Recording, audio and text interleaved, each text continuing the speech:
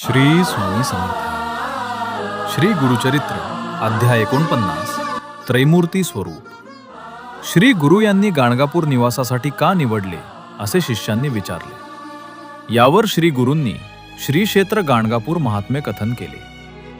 अश्विन वद्य चतुर्दशी दीपावली पर्वणीच्या दिवशी श्री गुरूंनी शिष्यांना गया, प्रयाग व काशी या त्रिस्थळीची यात्रा करायची म्हटल्यावर शिष्य म्हणाले की आम्ही तयारी करतो।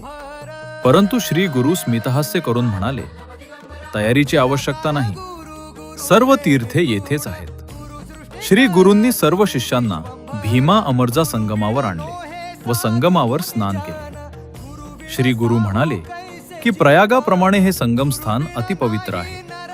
आपली भगिनी रत्नाबाई यांचे पूर्वजन्मीचे प्रारब्ध भोग संपुष्टात आणण्यासाठी श्री गुरूंनी त्यांना पापविनाशी तीर्थात स्नान करायला सांगितल्याने त्यांची व्याधी नष्ट झाली। 1. षटकुल तीर्थ, 2. नरसिंह तीर्थ, 3. भागीरथी तीर्थ, 4. पापविनाशी तीर्थ, 5. कोटी तीर्थ, 6.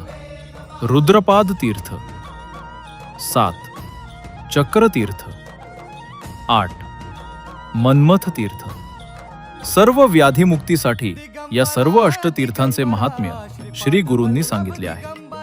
संगम स्थान हे भक्तिस्थान, निर्गुण पादुका मठ हे कर्मस्थान व श्री कल्लेश्वर मंदिर हे मुक्तिस्थान ही या श्री क्षेत्र गंधर्वपुराची महती श्री गुरूंनी कथन केली। श्री गुरुचरणार्पणमस्तु।